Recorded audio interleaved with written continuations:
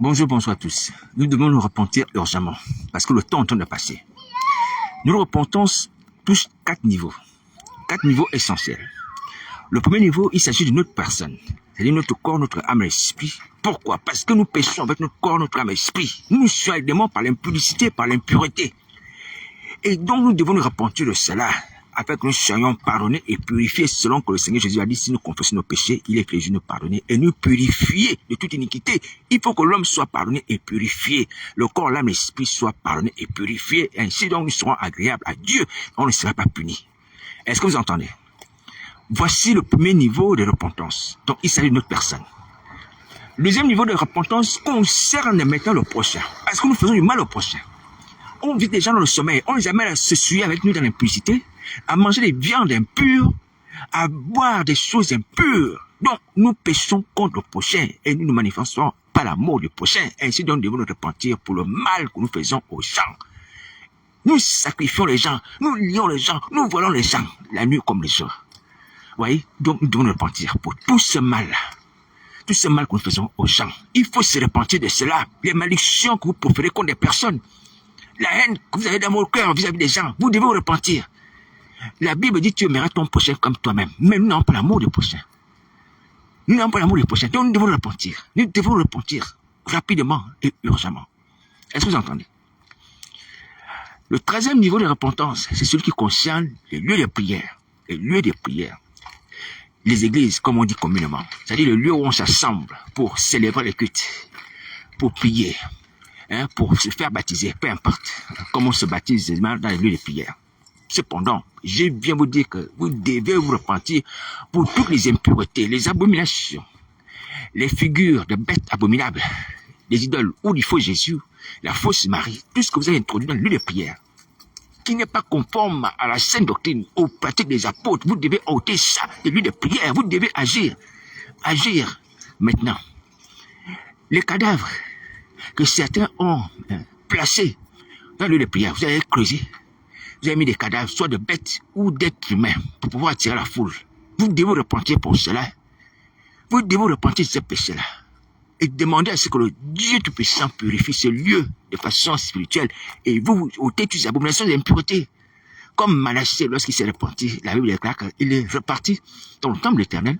Il a sorti des abominations, les idoles de l'Astarté, de Baal. Tout ce qu'il avait introduit, des faux hôtels. Est-ce que vous entendez? Donc ça, c'est le troisième niveau de repentance. Il s'agit des lieux de prière que nous avons rempli toutes sortes d'abolitions, d'impuretés, de souillures.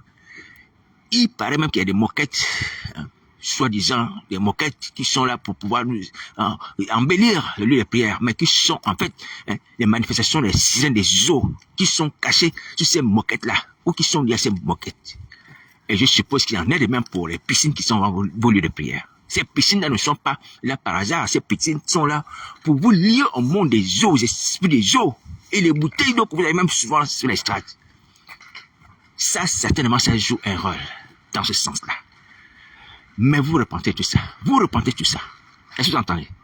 Vous repentez et vous ôtez toutes ces abominations, les impuretés, les lieux de prière. Souvenez-vous que le Seigneur, lorsqu'il est arrivé à Jérusalem, il a vu les vendeurs assis en train de vendre des pigeons. Ils ont chassé. Donc, les lieux de prière, dans lesquels nous exerçons des cultes, dans lesquels nous enseignons, nous réunissons, ne sont pas des lieux destinés au satanisme, mais à la source de la magie. Est-ce que vous entendez?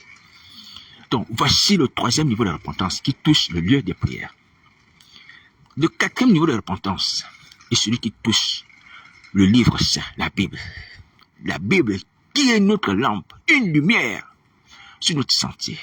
Une lumière pour nous éclairer dans le sentier de la vie, le sentier du salut, le sentier de l'enlèvement. Mais que nous avons, à cause de notre lâcheté, on a introduit des termes qui relèvent du satanisme, qui relèvent du péché, comme par exemple le fait de changer le bâton de Moïse en verge de Moïse, oui, qui est des versions du second, qui ont adopté cette attitude hypocrite et lâche, oui, parce qu'on est tombé. Oui, on a touché au livre saint.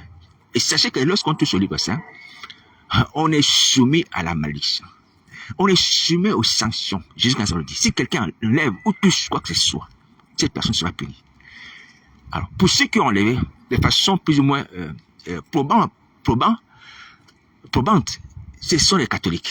Dans la paix de notre Père, appelez notre Père, hein, dans la version catholique qu'ils utilisent, on va dire de la version catholique qui est dans la Bible de Jérusalem. Il est noté la partie qui dit « Car c'est à toi qu'appartient le règne, la puissance et la gloire. » Car c'est à toi qu'appartient le règne, la puissance et la gloire. Vous avez ôté ça. Les catholiques, vous remettez cela en place. Remettez cela en place. La version de la Bible de Jérusalem que vous utilisez. Vous remettez la gloire, la puissance, l'honneur appartient au Père, comme il est écrit dans les manuscrits originaux. Comme il est écrit dans les manuscrits originaux. Notez pas la parole de Dieu. Ne vous livrez pas à la colère. C'est temps, c'est le temps de la repentance. On a péché, on fait tout ce qui est mal. Oui. Mais Jésus Nazareth veut que nous puissions nous repentir et réparer ce qui est réparable par rapport à nos moyens. Voilà. Donc, les éditeurs, les gens qui ont la charge d'éditer les Bibles, si vous m'entendez, ou passez-leur leur message. Il faut réactualiser du moins la Bible par rapport à sa source. À sa source, par rapport à la source. C'est-à-dire, il faut à nouveau réécrire la Bible par rapport à sa source qui avait été ôtée, vous ramener. Voilà. Donc, il faut faire ça. Et pour ce qui concerne également la Bible, la version Louis II que nous utilisons, nous évangéliques, et moi particulièrement, j'ai utilisé depuis ma jeunesse, par la grâce du Seigneur Jésus, vous voyez, on a changé la charité. On a changé la charité. On a pris la charité. On a pris la charité, on a placé la charité à la place de l'amour. Quand il est écrit dans Corinthiens 13, on parle de l'amour, l'amour. Maintenant, aujourd'hui, dans une certaine version, Louis II, il est écrit la charité. La charité ne périt point, pardonne tout, excuse tout, supporte tout. 1 Corinthiens 13, vous arrêtez ça. Vous remettez l'amour. Alléluia, Dieu nous a tant aimés. Donc, c'est l'amour qui est central, c'est l'amour qui nous permet de manifester toute cette attitude-là. Ouais. La charité est un vrai mot. La charité, ça se comprend peut-être comme une œuvre, une action de miséricorde, de pitié, de compassion vis-à-vis des pauvres. Alléluia. Mais l'amour, c'est la nature de Dieu. Ouais. Donc, lorsque vous changez l'amour, vous mettez la place, à sa place la charité, ça veut dire que vous voulez ôter la personne de Dieu, parce que Dieu est amour, c'est sa personne. Vous voyez. Et c'est une attitude lâche. Donc, vous revenez à la sainte traduction, à la traduction authentique. On remet l'amour. 1 Corinthiens 13.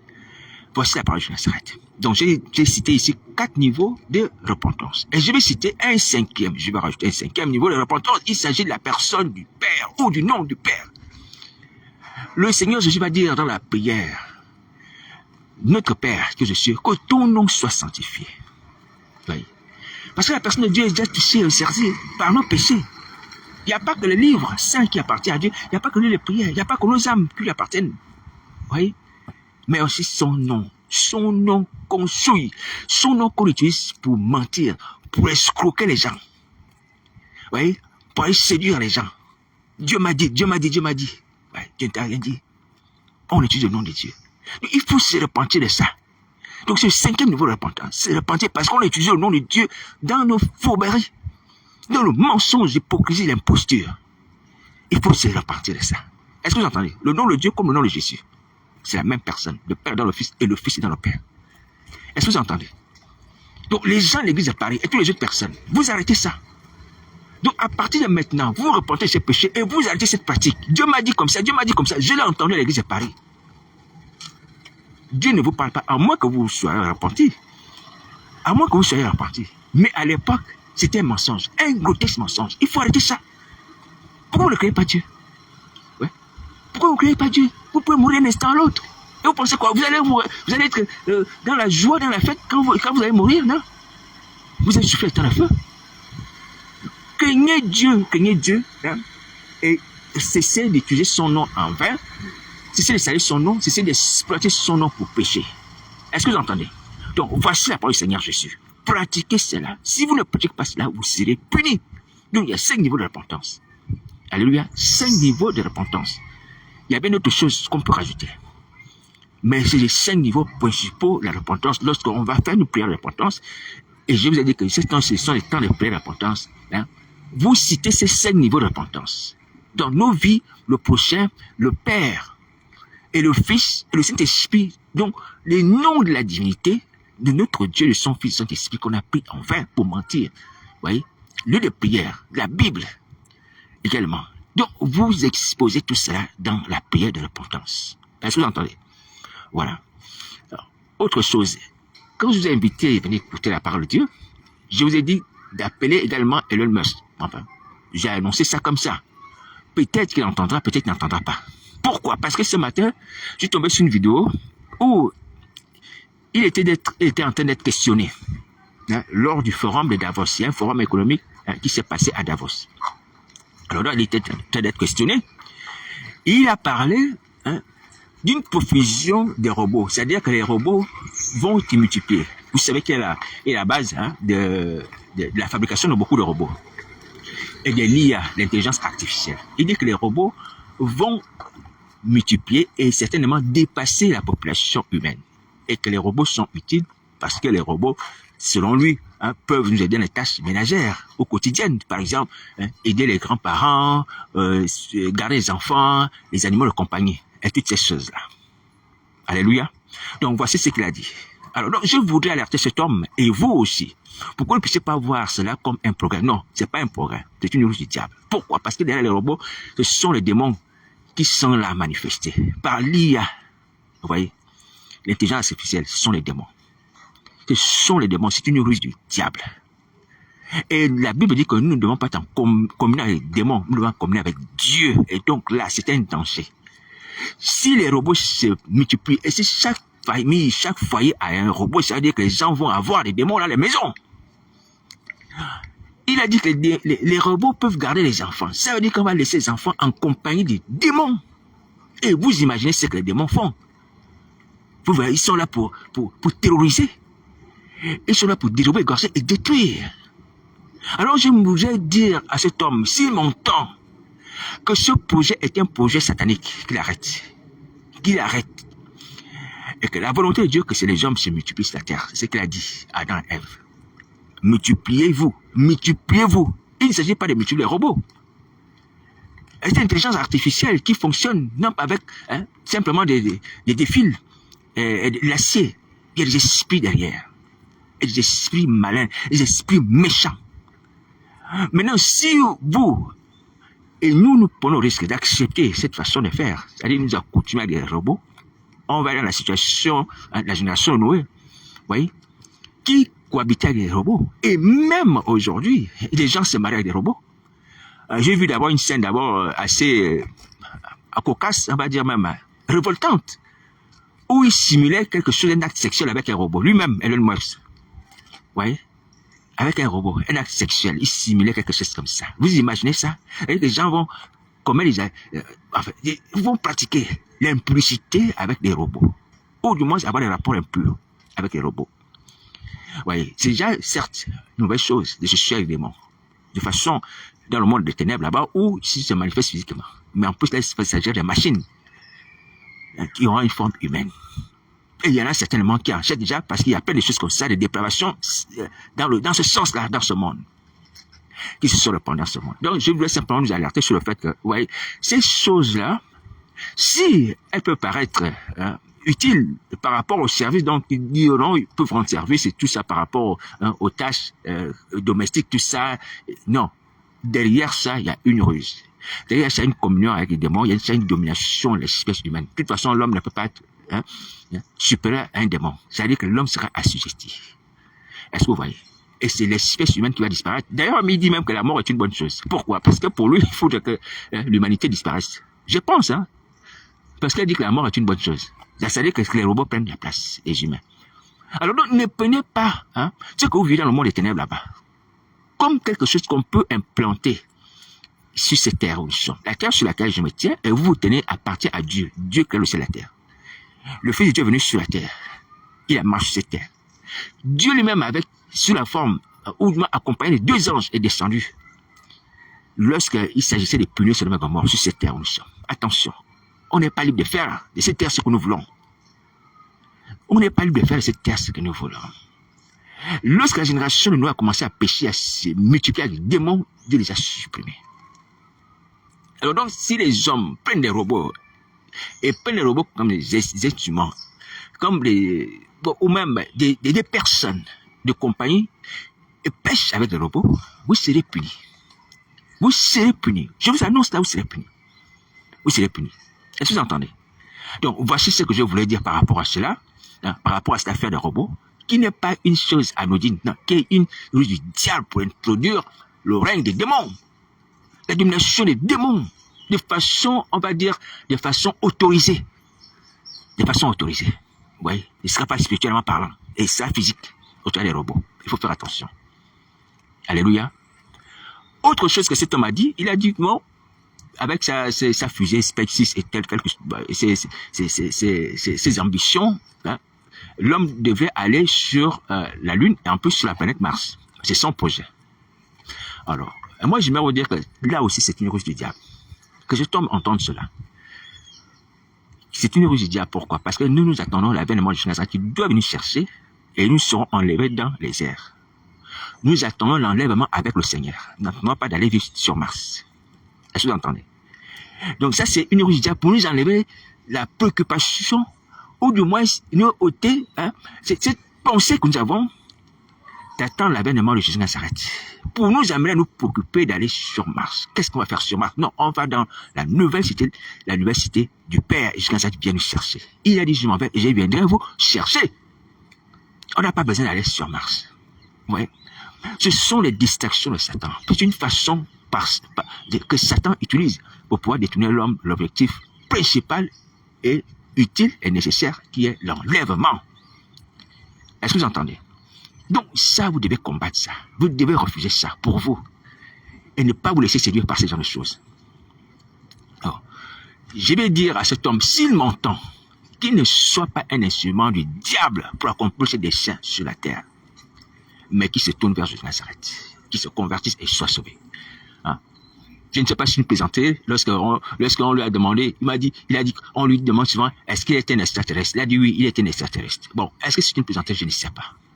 Mais simplement, mais j'aimerais dire que nous ne devons pas nous amuser à dire des choses comme ça. C'est une provocation vis-à-vis de Dieu. C'est une provocation, attention. Dieu a fait mourir les gens de Sodome et Gomorrhe. Dieu a fait mourir la génération de Noé. Alléluia. Il n'y a qu'une seule race ici-bas sur la terre, la race humaine. Il n'y a pas une race d'humanoïdes, c'est-à-dire composée de robots. Est-ce que vous entendez? Ou d'extraterrestres. La seule race, c'est la race qui est sortie d'Adam et Ève. Oui. Maintenant, comme nous sommes au temps de la fin, il peut se trouver que ces choses concourent à toutes les séductions qui caractérisent le temps de la fin. Alléluia. Donc on ne peut pas combattre parce que comme le Seigneur l'a dit, il fallait que l'écriture s'accomplisse pour ce qui concerne Judas, le fils de perdition. Il devait le livrer. Oui. Donc s'il y a les œuvres de perdition qui doivent s'accomplir, on ne peut pas les combattre. Elles doivent s'accomplir pour amener la colère. Alléluia. Mais les gens de l'église doivent se mettre à l'écart. Les gens de l'église doivent se mettre à l'écart. Alléluia. Déjà, nous avons assez à faire. Donc, il ne faut pas tomber également dans ces pièges de rechercher ces choses-là, d'aller vivre sur Mars, des choses comme ça, ou d'avoir des robots. Et de trouver cela comme un progrès technologique, une avancée. Non, c'est pas une avancée. C'est pas une avancée. Alors, je vais continuer à dire, cet homme a avancé, ou du moins a osé dire que affirmer que la profusion des robots va supprimer la faim sur la terre. Peut-être que les robots seront comme des esclaves, au service des hommes, peu importe. Vas-y, esclaves entre griffes. Alléluia. Donc ils vont cultiver pour les hommes, ils vont faire des courses pour les hommes, ils vont cuisiner pour les hommes, je ne sais pas. Mais il a dit que ça va supprimer la faim sur la terre. Alors j'aimerais dire à cet homme, il y a tous les autres qui m'entendent, que la suppression de la faim vient d'abord du changement du cœur des hommes. Est-ce que vous entendez? Vient d'abord du cœur des hommes. Et on n'a pas besoin d'avoir beaucoup de robots pour supprimer la faim. Pourquoi? Parce qu'il y a assez d'argent sur la terre. Pour qu'on puisse tous manger à notre faim. Je ne suis pas le seul à le dire. Il y a des spécialistes qui l'écrivent. Qu'il y a un petit pourcentage d'individus, voyez, une oligarchie d'individus, peut-être qu'ils sont 5% ou 10%, mais qui concentrent toute la richesse mondiale. Mais il y a une majorité d'individus qui vivent la pauvreté. Oui. Et ce phénomène d'inégalité face à la richesse est constant, du moins depuis que l'homme a chuté. Parce que c'est Satan qui permet ça. Oui. Non seulement il est constant, mais il est également observable dans toutes les régions de la Terre. C'est vrai que ça m'a surpris de voir que même aux États-Unis, on dit la nation la plus riche, il y a des inégalités criantes là-bas. Criantes. Ouais. Il y a des gens qui ont l'argent, qui ont des moyens, qui ont des avions, des jets privés, plein de choses comme ça. Mais les gens aussi qui sont pauvres, qui dorment plein de voitures. Dans mon village de naissance, dans la chair, les gens ne dorment pas dans les voitures. De toute façon, les gens n'ont pas l'argent pour acheter les voitures. Mais moi, on dort dans une maison. Il y a un toit, il y a une chambre, il y a un salon. Même si le sol n'est pas cimenté, même si c'est une maison en terre battue, c'est une maison. On va appeler ça maison. La langue française appelle ça maison. Maison en terre battue, oui, mais c'est maison, avec un toit, avec une ou deux chambres. Alléluia. Il n'y a pas d'électricité, mais c'est une maison. On ne dort pas dans les voitures. Dans mon village. Oui. Alors, c'est dire que, malgré le fait que les États-Unis sont une nation prospère, il y a toujours l'inégalité. Il y a toujours l'injustice. Il y a toujours une concentration des richesses par un groupe d'individus, quoi, et un appauvrissement d'un autre groupe d'individus. Ouais. Et ceux qui ont plus de richesses sont toujours minoritaires. Et ceux qui sont dans le besoin sont toujours majoritaires. Et c'est un phénomène qu'on peut voir partout. Les sociologues nous diront, c'est là. Que ce soit au nord, au sud, à l'est, à l'ouest, c'est partout, c'est pareil. Donc, vous voyez que c'est un système. C'est un système, c'est systématique. C'est-à-dire que c'est une conception qui est là, qui vient de Satan, le diable. Une certaine élite, un petit nombre d'individus, doit avoir tout. Et le reste dans la misère, comme ça. Il y a une partie qui doit se réjouir, une autre qui doit pleurer. C'est comme ça. Ouais, chez le diable, c'est comme ça. Oui. Oui. C'est constant et c'est visé partout. Oui. Alors donc, c'est dû à quoi? À dire à Satan le diable. Mais Satan le diable opère pourquoi? Parce que les cœurs des hommes ne sont pas convertis, ne sont pas changés. Non pas l'amour du prochain. Non pas l'amour du prochain. Oui. Donc si cette petite élite d'individus qui a toutes les richesses pouvait partager, tout le monde aurait quelque chose à manger. Il y aurait pas des gens qui vivraient dans des taudis, dans des bidonvilles, à Rio de Janeiro, par exemple, ou en Inde, ou en Afrique. Oui. Il y a assez d'argent. J'ai même vu des scandales ici en Afrique. Pas ici en Afrique. En Afrique, où on a trouvé une maison pleine d'argent. Une maison, une chambre pleine d'argent. Il y avait des billets d'euros, des billets de dollars. Mais le reste de la population vit dans la misère. Mais seulement c'est cette élite-là qui a des maisons pleines d'argent. Est-ce que vous voyez? Alors, la solution n'est pas d'avoir des robots. La solution est que le cœur de l'homme soit changé. Il soit généreux. Qu'il soit sensible à la misère des autres, qui ouvre la main, l'homme doit partager. Je vous prends un exemple. Dans les actes des apôtres, on dit que l'église primitive, il n'y avait pas de riches, hein? Mais ceux qui avaient les moyens vendaient leur maison, ils vendaient les terres. Et chacun venait déposer au pied des apôtres ce qu'il avait reçu. Vous voyez, de la vente. Et on partageait selon les besoins de tout un chacun. Dans les actes des apôtres, c'est écrit comme ça. Et il n'y avait pas d'indigents. C'est-à-dire qu'il n'y avait personne qui ne dormait point à jeûne, sans manger, dire, ah Seigneur, je n'ai rien à manger aujourd'hui. Tout le monde avait de quoi manger. Et c'est comme ça. Ouais. Parce que la main de Dieu agissait à cause du fait qu'il pratiquait la générosité, le partage. La bénédiction de Dieu qui enrichit. La bénédiction de Dieu qui enrichit se manifeste au travers du partage. Lorsque le Seigneur Dieu multiplie les pains, pour que les pains soient multipliés, il fallait qu'ils soient partagés. Il fallait qu'ils soient partagés. Alléluia. Voilà, donc, il faut que les cœurs changent. Nos cœurs soient des cœurs des personnes généreuses, des personnes qui partagent des biens. Et ça, nous le savons, nous le savons. Ce n'est pas les robots, parce qu'ils vont travailler pour nous. Mais on va être toujours méchants. On va être toujours égoïste. On va toujours être cruel. Vous voyez? Et à ce sujet, je nous rappelle que, effectivement, on peut avoir beaucoup de moyens. Hein? Une certaine catégorie d'individus peut avoir beaucoup de moyens. Et une autre catégorie d'individus peut continuer à couper dans la misère. À cause de quoi? À cause d'un esprit que je vais appeler l'esprit du mauvais riche de l'étang de feu. L'esprit du mauvais riche de l'étang de feu, c'est quel esprit? L'esprit du mauvais riche de l'étang de feu, c'est un esprit qui se caractérise par l'égoïsme, qui se caractérise par l'hédonisme, qui se caractérise par la cruauté. Égoïsme parce que il ne pensait qu'à lui-même. Il menait joyeuse vie, il ne pensait qu'à lui-même. Hédonisme, c'est-à-dire que le plaisir. Il menait joyeuse vie, il se réjouissait. Le mauvais riche. Vous voyez, et cruauté, parce qu'il voyait le pauvre Lazare souffrir avec des plaies brûlantes. Il n'osait même pas lui donner les mets de sa table. Les mets de sa table. Vous voyez. Et ce ne sont pas les histoires inventées comme ça par le Seigneur Jésus, non. C'est pour nous montrer un peu le degré de la cruauté du corps de l'homme. Il ne s'agit pas d'un démon, du corps de l'homme. L'homme. C'est un homme, hein, qui ne donne pas les miettes de sa table à quelqu'un qui a des plaies, qui souffre de faim et qui va mourir à cause de ça. Seigneur Jésus, c'est pas vrai. C'est pas vrai. Oui, il s'agit du caractère de l'homme. Quand on voit un étudiant comme ça, on peut dire que lui, ça doit être le frère jumeau de Satan. Hein? C'est une image. On n'est pas des Satan. Mais dans un certain domaine, l'homme ressemble à Satan, le diable. Et je suis sûr que cet homme avait reçu cette richesse de la part du diable. Voici pourquoi il était d'un égoïsme cruel dont on ne pouvait pas comparer. Oui. Quelqu'un souffre, il a des plaies. Il n'a pas de quoi manger. Il est ton voisin. Même les mettre ta table, même la nourriture qui a dormi, tu ne donnes pas. Vous pouvez me dire que oh, mais c'est une histoire exagérée. Non, Jésus ne parle que des choses qui sont vraies. Il est notre Seigneur, hein, notre Maître. Il connaît l'humanité, il connaît le caractère des hommes. Il y a des gens comme ça. Mais qui certainement cachent leur dureté. Pour pas que ça soit vu les gens qu'on ne les critique pas. Mais les gens qui sont durs comme ça, même vis-à-vis de leurs enfants. Ils sont durs. D'une dureté incroyable. Mes enfants sont la misère, la maman aussi la misère, bien l'argent. Il ne s'occupe que de lui-même. Ou s'il s'occupe de sa femme et ses enfants, les gens du village n'en s'occupent pas. Ses frères ne s'en occupent pas. Il est méchant. Dès qu'on appelle le téléphone, oh, il y a un problème comme ça dans la famille. Il menace les gens. Il coupe les liens. Oui, les gens peuvent mourir. Hein? Hospitalisés parce qu'il n'y a pas de soins et tout ça. Lui, c'est pas son affaire. Il s'occupe de lui-même, sa belle vie. Il y a des gens comme ça. Ouais. Le Seigneur, je n'enseigne pas une parabole pour simplement pour nous accuser. Non, c'est pour révéler effectivement la nature de notre cœur. Là, c'est le cœur de l'homme. Hein?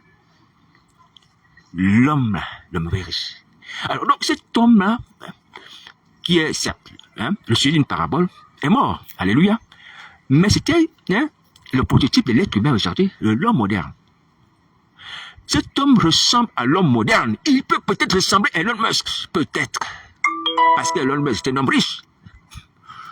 Oui, et là, c'est un avertissement par rapport à tous les riches. Oui. Ne soyez pas endurcis et ne soyez pas durs. Ouvrez vos mains. Donnez aux pauvres, aux malheureux. Parce que cet esprit-là, l'esprit de l'homme riche, qui est dans le séjour des morts ou dans les temps de feu, qui souffre dans les temps de feu, cet esprit est un esprit méchant. Ce caractère est un caractère méchant qui malheureusement, on le voit habituellement dans la vie des gens riches. Est-ce que je mens? Vous n'allez pas trouver, à ma connaissance, vous pouvez me démentir.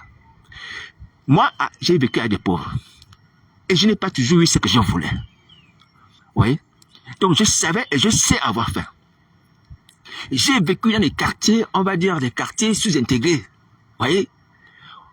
J'ai vécu dans des maisons où il y a des inondations. C'est-à-dire que lorsqu'il pleut, l'eau rentre de la maison. Tu crains déjà quand il commence à pleuvoir. Mes affaires vont se mouiller. J'ai vécu des quartiers comme ça. Où parfois je n'ai rien à manger. Je pense que j'ai fait même un témoignage où j'ai fait un j'ai pris le Seigneur Jésus. Alléluia. Je vous rappelle rapidement ce témoignage. Donc un jour, j'avais faim et j'étais habité dans un quartier sous-intégré. Et j'aime ces quartiers-là, les quartiers sous-intégrés. Oui, je veux habiter là-bas. Je veux mener ma vie là-bas, dans un quartier sous-intégré. Je veux vivre au milieu des pauvres. Et j'aime ça. J'aime ça, je veux vivre au milieu des pauvres. Alléluia. Alors donc, j'étais là dans ce quartier sous-intégré où il y avait souvent une inondation. Vous voyez, lorsque j'avais trouvé une chambre à l'eau là-bas, parce qu'il n'y a pas trop de chambres, là où je devais habiter, vous voyez, j'étais étonné de voir que la maison, et la plupart des maisons, aussi comme la mienne, avaient un soubassement relevé. En fait, j'ai compris plus tard, c'est parce que les inondations causaient beaucoup de dégâts. Vous voyez, l'eau rentrait dans les maisons. Et lorsque une fois l'eau rentrait dans la maison, j'ai compris le calvaire de ces populations. J'ai compris ça, je l'ai vécu, moi. Ouais. Et je me souviens, il y a eu une inondation, j'étais absent de ma chambre. Et l'eau était rentrée même au niveau du lit. Quand j'étais revenu de voyage, j'étais absent ce jour, à ce moment-là. J'ai trouvé des choses que j'avais perdues. J'avais perdu plein de choses. Plein de choses comme ça. Ouais. Et du coup, j'ai compris ce que c'est être pauvre. Mais parmi nous, les pauvres, les malheureux, on n'avait rien. Mes voisins n'avaient rien. Moi-même aussi, à un moment, je vous ai dit que j'ai eu la faim. Je vais vous raconter l'histoire, cette fin-là. Mais on arrivait comment à se partager. Lorsque mes voisins mangent, ils me disent, viens manger. C'est moi qui dis, non, je ne veux pas manger. Des pauvres comme moi, on habitait un quartier sur l'intégré où il y avait l'inondation. Mais on arrivait comment à se partager les choses. Le pauvre est généreux, mais il n'a pas les moyens. Mais le riche a les moyens, mais il est dur. Voyez. C'est une question, je ne sais pas si notre frère Ecclésiaste a résolu le problème. Oui. Il a constaté beaucoup de choses sur le soleil. Hein?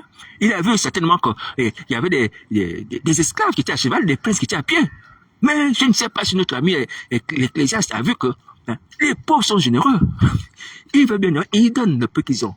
Mais les riches ont beaucoup d'argent. Ils ont beaucoup, mais ils ne donnent pas. Oui, c'est une question. Une question qui nous amène à comprendre que nous sommes mauvais. Est-ce que c'est la richesse qui nous rend mauvais, qui nous rend durs? Je ne sais pas. Peut-être.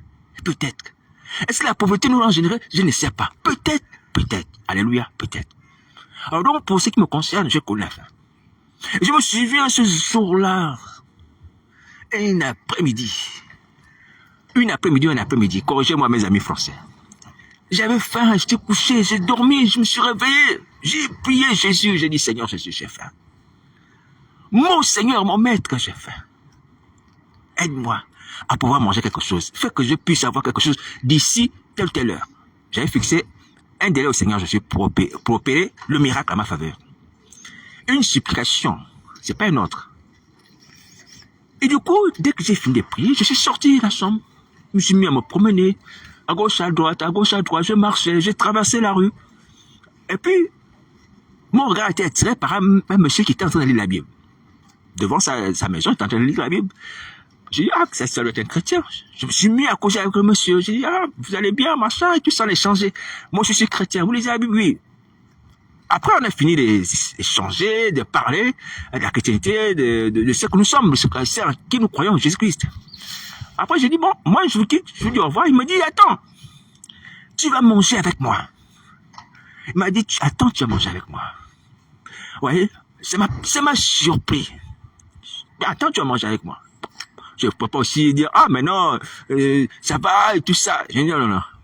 Je me suis arrêté. Après, il m'a dit, tu vas manger avec moi? Regarde, je vais lui faire à manger. Il avait fait du riz et une sauce. Hein, dont la nourriture était encore fumante. Il avait ouvert la marmite, laissé encore la vapeur s'évaporer. Vous voyez, la vapeur disparaître, tu vois, refroidir la sauce et le riz. Il m'a dit, j'ai fait la cuisine, mais en attendant que la nourriture puisse devenir un peu plus facile à manger, je suis venu lire la Bible devant la maison. Je n'ai pas hésité à lui dire, j'ai dit, mon frère, est-ce que tu sais la prière que je viens de faire en quittant ma maison? Je viens demander à Jésus de me donner à manger. Il me dit non, je dis oui. Je viens demander à Jésus de me donner à manger. On s'est embrassé. Il était content. J'ai dit, j'ai prié le Seigneur. Il dit, ah bon? J'ai dit oui. Ça, c'est la réponse à la prière que j'ai faite. Il est allé m'acheter du coca. Il m'a donné à manger, on a mangé, il m'a donné 500 francs CFA ce jour-là. Et je suis reparti à la maison. Gloire au Seigneur Jésus. Gloire au Fils de Dieu qui prend soin de nous. Alléluia. Même dans le désert, Dieu fait sortir de l'eau. Alléluia. Dans le désert où il n'y a rien, les anges viendront te donner à manger. Crois en Jésus. Place ta confiance en lui, mon frère, ma soeur. Ne sois pas inquiet. Ne sois pas inquiet. Il est l'auteur de la vie. Les cœurs des hommes sont entre ses mains. Il les dispose pour pouvoir aider ses enfants. C'est ainsi que je me suis rejoint à mon frère. On a gardé un bon contact. Il m'a même dans un chantier, aller travailler la terre. Comme il appelle ça tâcheron. Oui. Travailler dans le bâtiment. Oui. C'est pour dire que Dieu agit. Même vis-à-vis des gens qui n'ont rien. Alléluia. Dieu agit vis-à-vis de ses enfants. Mais ce sont les pauvres. Lui, il n'était pas quelqu'un de riche. Il louait aussi une chambre dans une maison. Il n'était pas propriétaire, il était locataire d'une chambre. Comme moi aussi, j'étais locataire d'une chambre. Vous voyez? Mais il est venu à mon secours. Bon, on me dit, bon, oui, parce qu'il est chrétien, oui, mais ça peut aussi une autre personne comme ça. Mais le fait de voir que les pauvres sont généreux, c'est quelque chose que vous pouvez constater vous-même. Alléluia. Voilà. Donc, je dis l'esprit du mauvais riche dans le séjour du monde qui brûle le feu. Il ne faut pas que cet esprit continue à sévir dans le monde. Nous devons nous convertir et convertir en général, à devenir enfant de Dieu afin que nous puissions être généreux. C'est ce qui va amener les gens à manger, à boire. Tout le monde, les riches comme les pauvres. Est-ce que vous entendez? Donc, voici la parole de Genèse. Si ce n'est pas le fait d'avoir les robots, non. Il faut que les riches soient généreux. Il faut que les riches soient généreux. Voici la parole de Genèse. Les riches, soyez généreux. Et le problème de la pauvreté sera résolu sur toute la planète. Sur toute la planète. Alors, je vais finir en disant, monsieur Elmers, s'il entend ce message, j'ai constaté que monsieur, vous étiez habillé en noir. Tout noir. Une veste certainement, t-shirt noir, pantalon noir. Vous voyez? Et je sais, par peut-être le fait que je constate, alléluia, qu'il y a une coutume d'une certaine élite, une certaine catégorie d'individus qui sont riches, qui aiment s'habiller en noir. Vous voyez? Mais je sais aussi que c'est pas le fait d'aimer s'habiller en noir qui amène les gens à chercher les vêtements noirs. Mais c'est aussi une manifestation d'un certain lien obscur avec le prince des ténèbres. Les gens s'habillent en noir parce qu'ils sont dans une secte. Les gens s'habillent en noir parce qu'ils sont dans une secte aussi. Il y a des gens qui aiment le noir, je suis d'accord. Chemise noire, tout ça, tout ça. Il y a des gens aussi qui s'habillent en noir parce qu'ils sont dans une secte. Donc, pour ce qui concerne M. Elon Musk et toutes les personnes qui s'habillent en noir, je dis, c'est une supposition. Alléluia. Même si je peux donner ce qui est derrière ça. Je préfère rester vague, je n'ai accusé personne. Mais je vais simplement dire que, en Christ, nous pouvons avoir des vêtements blancs. Alléluia. Nous pouvons avoir des vêtements blancs. Le Seigneur Jésus dit à l'église de Laodicée qui s'est dit, je suis riche, je suis arrivé, d'acheter des vêtements blancs. Donc, je dis à M. Elon Musk, à toutes les autres personnes, de venir acheter des vêtements blancs au pied de Nazareth. Alléluia. Des vêtements blancs qui font partie de l'identité des gens du royaume des cieux. Il faut arrêter de s'habiller en noir, de vouloir toujours s'habiller en noir, à cause de la secte à laquelle vous appartenez. Je parle de façon générale. Alléluia. Voilà, il faut refuser ça. Il faut refuser ça. Vous ne pouvez pas manifester le diable, le prince des ténèbres, qui aime le noir, qui aime le noir. Non, non. Dieu nous a créé à son image et Dieu est lumière. Donc nous devons porter ce qui est lumière, et particulièrement ce qui est blanc. Est-ce que vous entendez? Est-ce que vous entendez? Donc voici la parole du Seigneur Jésus. Maintenant, je vais aborder encore un autre aspect de la fin des temps. Si les hommes riches de ce monde, vous avez reçu la marque la bête, parce qu'il est écrit que personne ne peut acheter ni vendre sans avoir la marque la bête. Donc, personne ne peut être un grand entrepreneur ou bien un grand commerçant, comme vous voulez, riche et milliardaire aujourd'hui. Cela va de soi sans avoir la marque la bête. Alors donc, monsieur le maître, si vous avez la marque la bête, et ce qui est probable, repentez-vous, donnez vos vies à Jésus Nazareth, cette marque s'est effacée. Il a dit que si nous confessons nos péchés, il est venu nous pardonner et nous purifier de toute iniquité. Donc avoir la marque la bête ne veut pas dire que c'est une fatalité, c'est une condamnation à laquelle on ne peut plus se soustraire. Non, on peut être délivré si on confesse nos péchés. Alléluia. Vous voyez, les hommes ne réalisent pas ce que c'est les temps de feu. Parce que la conséquence de ces temps de feu, le souffre. C'est pas le sujet de mort là où était le mauvais riche. Non, là c'est une illustration. Les temps de feu, c'est pire que ça. Les démons et Satan sont les là. Donc, sauvons nos vies. Que les hommes riches qui ont reçu la marque la bête se repentent et sauvent leur vie. Voici la parole de Nazareth. Le sang de Nazareth efface encore la marque la bête pour tout le monde, les gens de l'église comme les gens dehors, les gens riches comme les pauvres. Vous voyez, la Bible déclare d'ailleurs que cette bête a fait que même les pauvres, les malheureux, eux aussi la marque la bête, vraiment. Tu es déjà pauvre, tu es misérable, tu as encore la marque la bête. C'est à cause de quoi? À cause de la sorcellerie. Satan va encore te prendre et t'amener dans le feu. Tu souviens en sorcellerie comme esclave. Tu n'as rien. Tu es misérable dans ce monde. Peut-être dans le monde éternel là-bas, tu as beaucoup d'argent. Mais je vois des gens comme ça dans mon village. Et dans beaucoup d'endroits comme ça. Qui sont misérables, qui ont des maladies chroniques et inguérissables. Mais tu vas encore prendre la marque la bête. pourquoi tu achètes la double peine? Ce n'est pas certes une bonne chose pour les riches, parce que les riches, certes, ils ont leur consolation, comme avant on pouvait dire aux riches, toi tu as eu tes biens. C'est tout à fait normal que tu puisses souffrir. Mais Dieu ne veut pas la mort du riche. Il veut que tout le monde se répande et vive. Abraham était riche. Abraham qui parle au mauvais riche dans la parabole. Hein? Il est mort avec beaucoup de richesses, c'est ce que la Bible dit. Mais Abraham a été enlevé. Alors la richesse d'Abraham ne l'a pas amené dans les séjours de mort. La richesse d'Abraham ne l'a pas amené à souffrir les temps de feu. Hein? Dans le feu des séjours de mort, plutôt. Il est parti au paradis. Vous voyez? Vous voyez? Parce qu'Abraham a utilisé sa richesse qui venait de Dieu. Hein? À bon escient. Attention, à bon escient. Vous voyez? C'est Dieu qui l'avait béni. Et c'est Dieu qui a dit que je te bénirai. Je vais rendre ton nom grand. Aujourd'hui, le nom d'Abraham encore cité. Parmi les 3 grandes religions monothéistes. Hein? Le christianisme, l'islam et le judaïsme. Vous voyez? Tout ça venait de Dieu. Alors donc, mais Abraham pourtant n'a pas abandonné l'Éternel jamais. Ouais, comme certains, lorsque Dieu te donne la richesse, tu l'abandonnes. Hein, tu tournes l'autre, tu adores maintenant des faux dieux. Non. Abraham est resté fidèle à Dieu malgré la richesse, qui était donc que Dieu lui a fait. Alléluia. Voilà. Alors donc la richesse d'Abraham n'a pas été un obstacle à son salut. Alléluia.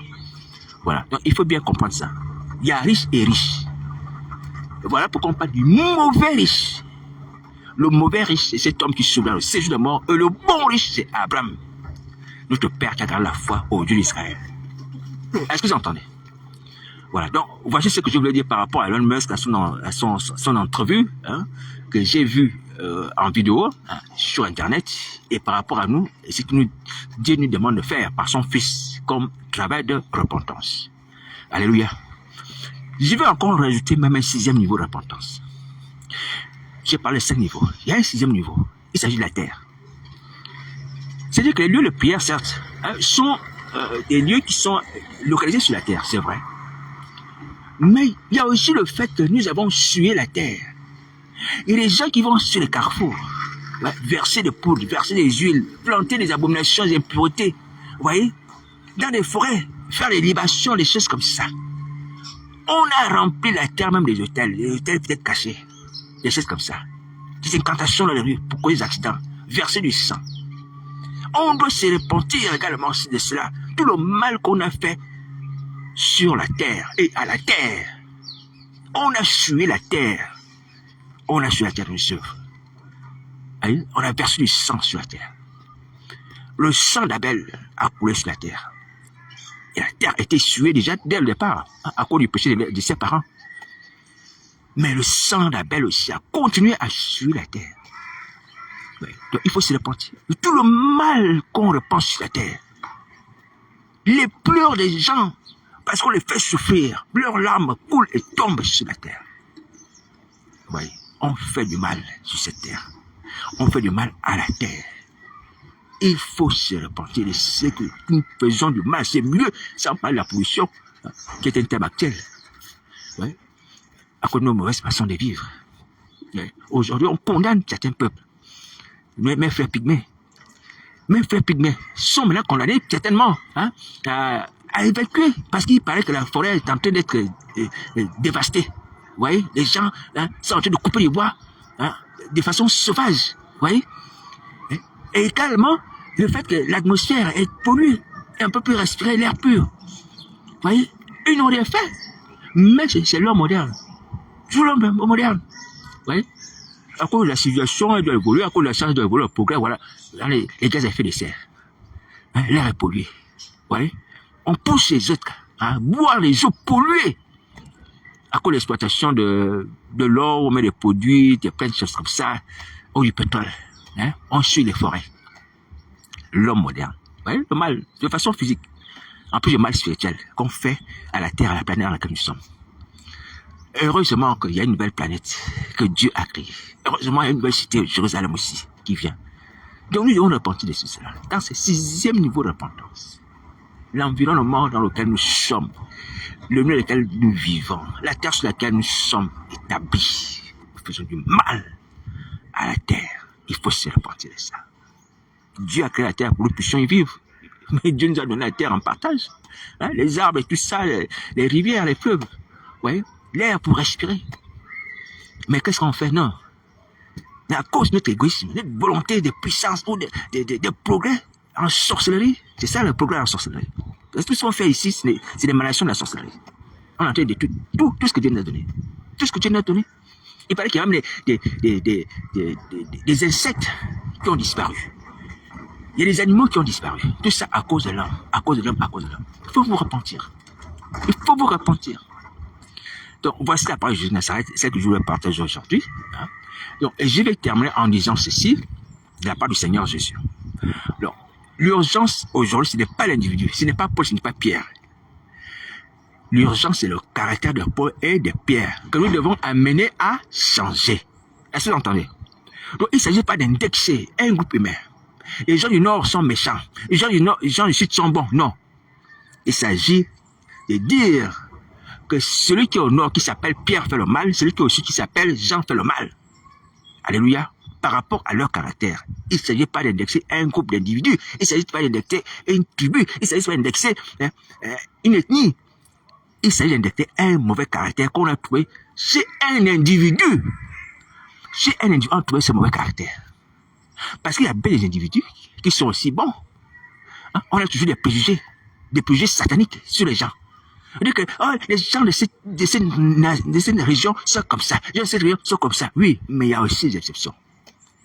Il y a des exceptions. Voilà pourquoi on ne doit jamais généraliser. Jamais généraliser. Est-ce que vous entendez?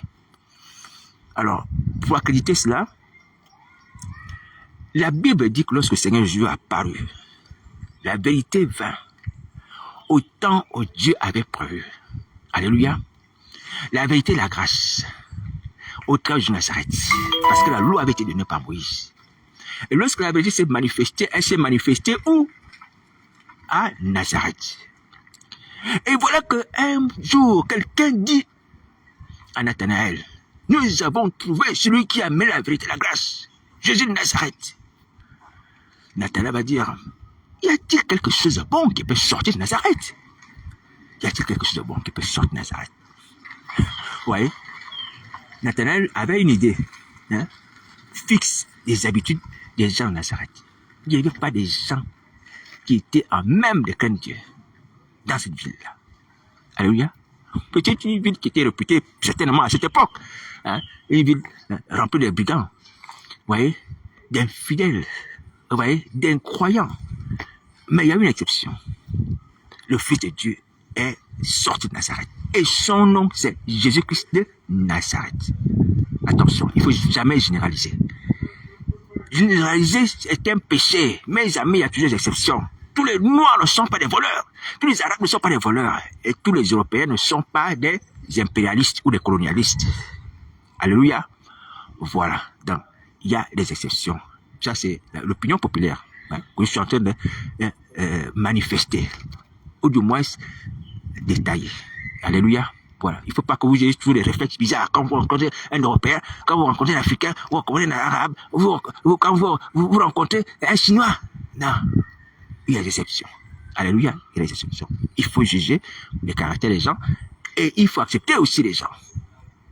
Alléluia. En fonction de leur caractère. On ne peut pas repousser quelqu'un parce qu'il est telle ethnie ou tel pays. Vous voyez, on ne va pas aussi accepter quelqu'un parce que telle ethnie. Non, on accepte les gens parce que les gens se comportent bien et parce que Dieu nous demande. Alléluia. Parce que les gens se comportent bien et parce que Dieu nous demande. Alléluia. Voilà. Donc, il ne faut jamais tomber dans le piège de la généralisation. Généraliser, c'est pas bien. C'est pas bien. Il faut refuser ça. Alléluia. Alors, donc, j'interpelle mes frères de France. Je prêche l'évangile. Beaucoup d'entre vous sont des Européens. Voilà, on n'a pas la même couleur de peau, la même couleur des cheveux. Vous voyez? Mais que cela ne soit pas pour vous un blocage. Il faut empêcher de m'appeler. Je vous dis la vérité. Parce que Julien Sarret qui est fidèle. Et devant lequel je me tiens. M'a envoyé pour vous parler de repentance. Et si vous voulez, on peut prier ensemble. Mais seulement, je vous dis, que le fait que la culture nous a appris à avoir des préjugés, des idées fixées des individus, ou à vivre en communauté dans les lieux de prière, ne soit pas pour vous une pierre d'achoppement. Heureux celui pour qui le Seigneur Jésus ne sera pas une pierre d'achoppement en m'envoyant. Moi qui suis africain, moi qui ai l'accent africain, attention, frères et sœurs, nous sommes à la fin des temps. Je vous le dis, hein, les gens de France, qu'on dit blanc. Pour moi, personne n'est blanc, personne n'est noir. Nous sommes à l'image de Dieu. Nous ne sommes pas des émanations des couleurs. Voilà, nous appartenons à des tribus. Dieu parle des tribus. Les 12 tribus d'Israël. Nous sommes les nations, les langues, les tribus. Est-ce que vous entendez? Donc, je tenais à vous le préciser. Donc, si quelqu'un est complexé, parce que moi je suis blanc, lui il est noir, je ne peux pas l'appeler, je ne peux pas appeler avec lui. Mon ami, mon frère, ma chère, est-ce que tu sais que ça a donné l'occasion que Jonathan t'offre pour pouvoir sauver ta vie? Pour pouvoir sauver ta vie. Et je vous ai dit que moi je ne suis pas quelqu'un de... Hein, je ne suis pas quelqu'un qui vous impose quoi que ce soit parce que je n'ai pas besoin de cela et personne ne m'a imposé quoi que ce soit. Ce que je vous demande, c'est que si vous voulez, on peut payer le secret. Vous avez peut-être honte de moi parce que je suis noir, comme on dit, entre griffes. Et c'est pas qu'on peut payer le secret pour sauver vos vies. Si vous êtes convaincu que Christ m'a envoyé, on peut payer le secret. Mais je vous dis, frères et sœurs, ne passez pas l'écart de cette occasion que Dieu vous offre. Par un homme pauvre, d'un pays pauvre, qui a connu la pauvreté, qui vit la pauvreté, qui n'a rien. Quoique riche. Alléluia. Je vous prie de ne pas tomber dans ces pièges de Satan, le diable, et des autres qui sont dehors. Les gens dehors, ils peuvent avoir cette mentalité. Mais vous ne devez pas avoir ça, les gens de l'église. Parce qu'il n'y a pas de discrimination dans l'église. Il n'y a pas de racisme dans l'église. Et malheureusement, je le constate aussi. Que les habitudes des racistes qui sont dans le monde sont dans l'église. Vous voyez? La façon de hiérarchiser les personnes et de les placer dans le monde, on le voit aussi dans l'église. Sur les photos des chrétiens. Celui qui est noir est toujours à l'extrémité de la photo. À droite. Et à droite de la photo. Le noir est toujours comme ça. Dans le monde, c'est comme ça. Dans l'église, on voit aussi ça. Pitié de nous. Hein. Mais je vous dis, la part de Nazareth, il n'y a pas de discrimination devant Jésus. Hein. Tous les hommes ont été créés à l'image de Christ.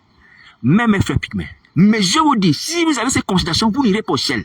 Vous faites une croix au-dessus. Aujourd'hui, vous n'irez pas au ciel. Jamais. Aucun raciste, aucun suprémaciste n'ira au ciel. Vous n'irez pas au ciel. Vous n'irez pas au ciel. Même si quelqu'un peut dire, hein, comme le frère juif le disait, l'affirmant au temps de Jean le Baptiste, nous sommes fils d'Abraham. Nous sommes fils d'Abraham. Hein, Abraham est notre père. Mais vous ne produisez pas les fruits de la repentance, vous n'irez pas au ciel. Le royaume de cieux sera enlevé, sera une nation qui portera les fruits. Ça peut être même les Chinois, les Asiatiques, les Arabes. En ce moment, ils se convertissent beaucoup en Iran là-bas. Et les conversions, les témoins, j'en ai partagé. Oui. Les gens seront étonnés. Ils seront étonnés. Alors donc, je vais vous dire, hein, c'est pas la peine. Moi aussi, je ne dois plus aussi être quelqu'un qui agit préférentiellement, hein, pour aider les Noirs, comme on dit. Je dois aider tout le monde. Alléluia. C'est un message à tout le monde, égalité. Devant Dieu, devant les hommes. Mais je vous dis, si ça a été prié. Ouais, moi je prie, il m'est arrivé de prier. Les églises, les pasteurs sont blancs. J'ai assisté au culte. Que ce soit au Portugal ou ici en France. Vous voyez? Si le Seigneur me convainc d'aller dans cette assemblée, je vais là-bas. Généralement, je vais souvent dans les assemblées qui sont proches de là où j'habite. Et comme c'est les assemblées généralement tenues par nos frères africains qui sont proches de chez moi, c'est pourquoi j'allais souvent là-bas. Comme ici à Gennevilliers, ou si je suis à Gennevilliers, un endroit où il y avait beaucoup d'assemblées, il n'y a pas de pasteurs européens, donc c'est des pasteurs africains. Mais, une chose est sûre, moi aussi, je me réponds de ça. J'ai été attiré par ce mouvement, c'est vrai, peut-être à cause de la culture, mais c'est pas une raison. Alléluia, parce que nous avons une culture aussi, on a été élevé dans une certaine culture chrétienne, avec les chansons, tout ça, hein, que j'apprécie beaucoup plus, parce qu'il y a la culture, parce qu'il y a la langue aussi des pays. Mais ça n'empêche pas que si le Saint-Esprit m'amène à dire que c'est dans cette église-là que tu dois prier, dans cette église-là que tu es affecté, et tu dois servir le Seigneur, je reste là-bas, même si le pasteur est un Européen. Est-ce que vous entendez? Voici pourquoi j'aime l'église de Paris. Même si je critique beaucoup les gens de l'église de Paris, hein, supportez-moi. J'aime cette église, parce qu'elle ressemble à l'arc-en-ciel. Oui, là-bas, il y a toutes les ethnies, on peut dire comme ça. Toutes les tribus. Oui, les gens de tout horizon à l'église de Paris. Alléluia. Que Dieu permette que toutes les églises de France ressemblent à l'église de Paris. Du moins, déjà, par la composition des communautés, mais surtout que nous puissions ressembler au ciel aussi, par le caractère. Parce qu'il y a des anges qui sont blancs et des anges qui sont noirs en haut là-bas. J'ai vu de mes yeux un ange blanc, un ange noir descendre du ciel, comme on parle sur la terre. J'étais étonné. Parce que je n'ai jamais vu un ange noir. Jamais. Et j'ai appris même que c'était un colon, à l'époque, en Amérique, hein, en Amérique du Nord, hein, disait aux esclaves qu'il n'y a pas de d'ange noir. Vous voyez? Donc, tu nous as donné la domination, les blancs, les anges blancs et tout ça, Jésus est blanc, plein de choses comme ça. Vous voyez? Le suprémacisme satanique alambiqué, là. Vous voyez? Ça s'expliquait comme ça. Beaucoup ont justifié même l'esclavage par rapport à ça. Vous voyez? Bon, il y a des raisons sataniques. Mais, par le Saint-Esprit et par cette révélation, j'ai compris que donc, dans le ciel, il y a des anges qui ont également les visages des populations terrestres. Alléluia. Donc, dans le ciel, là-bas, il y a des anges qui ressemblent à des Chinois. Il y a des anges qui ressemblent à des Arabes. Il y a des anges qui ressemblent à des Pygmées. Il y a des anges qui ressemblent aux Aborigènes. Il y a des anges qui ressemblent aux Esquimaux. Il y a des anges qui ressemblent aux Aztèques, là-bas, les Aztèques. Ou aux Mayas, là-bas au ciel. Ou les tribus Massa. Vous voyez les tribus Massa, là? Vous voyez? Les anges qui ressemblent à ces gens-là, là au ciel. Donc, nous devons nous aimer et nous aimer les uns les autres. Parce que tous, nous avons été créés à l'image de Dieu et à l'image de ceux qui composent le ciel. Alléluia. Voilà pourquoi on ne peut plus être raciste. Je vous assure, si vous croyez à cette parole que je vous ai dite, un ange blanc, un ange noir descend du ciel, vous ne pouvez pas être raciste. Vous aurez même peur. Vous allez dire, ah, c'est un péché d'être. Oui, c'est un péché. C'est un péché, c'est une discrimination, c'est un péché. Dieu ne fait pas ça. Dieu ne fait pas ça. Même si le Fils de Dieu a pris le corps d'un homme, on va dire un homme blanc, pour venir sur la terre. Mais toutes les créatures de Dieu sont à son image. C'est comme un père qui donne naissance à des enfants sur la terre. Il y a des enfants qui vont avoir une peau plus claire, des enfants qui vont avoir une peau plus sombre, des enfants qui vont être albinos. Oui, mais tout ça sont vos enfants avec la même femme. Alléluia. Il y a ceux qui sont plus grands, ceux qui sont plus petits, ceux qui sont gros, et tout ça. Oui, oui, même la nature nous enseigne. Elle doit nous enseigner. Et on doit les aimer de la même manière. Alléluia. Ces enfants ont le même père, la même mère. Oui, certains ont beaucoup de cheveux, d'autres peu de cheveux. Il y a certains qui vont avoir la calvitie, d'autres pas la calvitie. Oui, la nature nous enseigne. La nature nous enseigne. Faisons attention. Donc, je répète à mes frères de France, je suis en France pour vous parler de la part de Jésus de repentance. Mais ne soyez pas bloqués parce que vous êtes blanc et je suis noir. J'espère pour vous que ce n'est pas la raison qui vous empêche de m'appeler. Maintenant, si vous êtes capable de payer tout seul, allez payer tout seul le Seigneur Jésus. Mais seulement, je vous ai dit, et je vous l'aurais dit que Christ m'a envoyé en France pour parler de la repentance. Et nous avons la promesse d'Ézéchiel 37 qui consiste à ce que nous puissions sortir les eaux de la mort, du royaume du diable. Est-ce que vous entendez? Donc, on doit prier ensemble. Ézéchiel, ici, ce n'est pas moi, j'ai dit sur le Saint-Esprit. C'est Jésus Nazareth par son esprit qui opère les miracles, c'est lui qui donne la vie, qui ressuscite les morts. Alléluia. Voilà, donc tous ensemble, on se tient devant lui et on va recevoir la vie. On va recevoir la vie. Mais seulement, le temps passe. Le temps passe, nous sommes à la fin du temps. Regardez les choses qui se créent à l'horizon. Hein? Satan est en train de déployer toute sa séduction. Des robots, l'IA, toutes ces choses-là. Les démons. Vous voyez, toutes ces séductions pour amener les gens à acclamer la bête. Oui, adorer la bête. Et dire que la bête est grande. La bête est puissante. Toute cette séduction-là participe à cela. L'antéchrist qui est déjà là, hein? Ou qui vient, ou il y a déjà deux antéchrists, peu importe. Nous sommes au temps de la fin. Réveillez-vous pour repentir. Réveillez-vous pour repentir. Les gens de Ninive n'ont pas regardé Joseph, Jonas comme un étranger. Et ils ont vu en Jonas un envoyé de l'Éternel. Ils sont repentis. Repentez-vous, frères et sœurs. Repentez-vous. Repentez-vous sur vos vies. Hein? Il s'agit de l'éternité. L'éternité dans le feu. Donc, voici la parole du Seigneur Jésus. S'il vous plaît, repentez-vous. Donc, nous devons faire tout pour changer nos vies, changer nos cœurs, changer nos comportements par la conversion en Jésus de Nazareth. Et pour ceux qui ont la générosité, comme je parlais tout à l'heure, hein, l'esprit du mauvais riche dans le séjour des morts doit nous quitter. Alléluia. On ne peut pas comprendre que dans ce pays où je suis, parce que j'ai le droit de parler des choses qui sont ici, il y a une majorité d'individus qui roulent en voiture tout seuls. Je l'ai entendu dans les infos ou dans une émission, quelque chose comme ça. Hein? Et ce matin encore, j'ai vu des gens comme ça. Oui, 2 personnes. Une femme, une grosse voiture. Une voiture de 5 places, toute seule. Un homme, une grosse voiture, une voiture de 5 places, tout seul. Vous voyez? Personne ne partage. Personne ne partage. Les gens sont des grands appartements. 2 ou 3 chambres. On est dans sa chambre d'invité. Oh, cette chambre, on a fait un bureau. Même ses propres parents vont à l'hôtel. Parce qu'on ne veut pas déranger, ce sont les enfants, on ne veut pas déranger, on va aller louer à l'hôtel. Non, mais attendez, ça c'est une aberration. Vous avez une grande maison, vous avez les bureaux, vous avez tout. Hein? Vos propres parents, ils vont louer à l'hôtel. Vous ne pouvez pas les héberger parce que chacun doit avoir son chez soi, soit avoir ses moyens. Non, on est où là? On est où? Il faut arrêter ça. Même dans la famille, on voit ça. Je suis ici à l'Occident, où je suis. Là, papa doit travailler, maman doit travailler, oui. Mais maman doit travailler, papa aussi doit travailler. Ils se sont déjà retraités. Tu as une maison, tu as une grande maison, tu peux héberger tes parents. Tu n'es pas obligé d'envoyer ta mère dans une maison d'accueil. Oui, pour personnes âgées. Ou ton père là-bas, même si il y a les moyens. Oui, il y a les infirmières, il y a les gens qui vont s'en occuper. Je travaille là-bas. Dans ce genre d'hospice-là. Je travaille là-bas. Mais les gens sont certes suivis. Il y a les médicaments, il y a à manger. Mais ces personnes âgées, mais elles n'ont pas de vie familiale. Il n'y a pas la chaleur familiale. Je me souviens d'ailleurs, hein, quand j'ai travaillé là-bas, il y a une dame qui me disait, où est mon fils, monsieur, où est mon fils? Mon fils est où, monsieur, mon fils? Ouais, c'est les personnes âgées. Hein, qui sont, on va dire, près de mourir. Ouais. Au terme de leur vie, la tête en train de crier dans la chambre, mon fils est où, monsieur, où est mon fils est où? Hein, ouais, quand les gens vont bientôt mourir, il y a une espèce de, un moment où les gens commencent à perdre un peu le bon sens. Des choses comme ça. Ça se comprend, on le sait, dans le village africain. Vous voyez? Et c'est malheureux. C'est malheureux. Parce qu'on veut toujours être seul.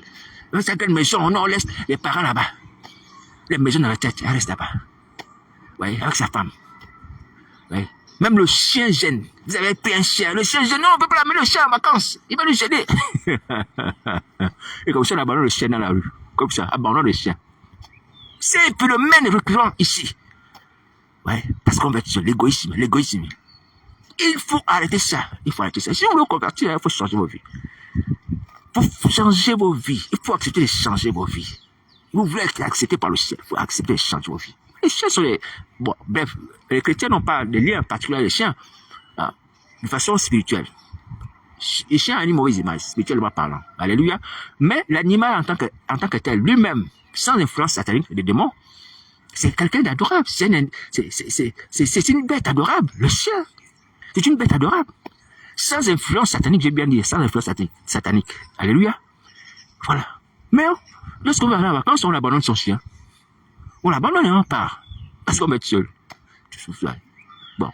Alors, donc, c'est ça, par le Seigneur Jésus. Il faut se repentir. L'esprit du mauvais riche, dans le séjour de mort, c'est un esprit cruel. Un esprit égoïste. Oui. Un esprit hédoniste. Donc, nous devons nous débarrasser de ces comportements, nous convertir, et que cet esprit soit brûlé, et que nous-mêmes, nous n'allons pas brûler dans le feu. Alléluia. Cet esprit doit mourir. Voilà pourquoi nous devons naître de nouveau. Nous devons naître de nouveau. Personne n'ira au ciel si la personne ne se convertit pas, ne change pas de nature. Impossible. Donc, tu dois t'examiner. Tu dis, oui, ça, j'aimais ça, mais ça, je ne fais plus ça. J'agissais comme ça, mais je n'agis plus comme ça. Oui, là, tu peux aller au ciel. Mais si tu ne fais pas ces bilans-là, tu ne vois pas un changement dans ta vie, tu n'iras pas au ciel. Impossible. Alléluia. Mais c'est possible, mais ce changement est possible par la foi en Jésus. Tu acceptes Christ comme maître et Seigneur de ta vie, alors tu seras changé. Alléluia. Donc, voici la parole du Seigneur Jésus. Partagez ce message entre vous et partagez-le aux gens qui ont l'argent, aux riches de ce monde. Et Elon Musk, si vous avez des contacts, peut-être qu'il y a des gens sur Internet qui ont son contact ou sur Twitter. Voilà. Partagez ce message à cet homme. Voilà. Que Dieu puisse amener ces gens de personnes à se repentir. Et tous les gens, et tous les hommes qui sont élevés, qui ont l'argent, qui ont le pouvoir dans ce monde, à se repentir. Dieu ne veut pas la mort du péché, mais qui se repent, qui vivent. Que personne ne suive Satan le diable. Satan seul et ses démons sont condamnés dans le feu. C'est pas notre milieu, dans le feu. Le souffle n'est pas notre milieu, n'est pas notre milieu. Donc, je rappelle encore que la terre sur laquelle nous sommes, elle n'appartient pas à l'homme, elle appartient à Dieu. Dieu nous a donné la grâce de pouvoir y vivre. Elle appartient à Dieu. Attention, on n'est pas libre de faire ce qu'on veut. On n'est pas libre de faire ce qu'on veut. Donc, nous devons vivre sur la terre comme Dieu le veut. Et donc, je rappelle encore que nous avons 6 niveaux où nous devons demander le pardon des péchés, nous devons nous repentir 6 points sur lesquels Nous devons faire assaut à notre repentance. Alléluia. Voilà. Donc, voici la page de Nazareth. Si quelqu'un veut me contacter pour prier, mon numéro de téléphone, c'est le 07 58 48 71 71. Bon courage.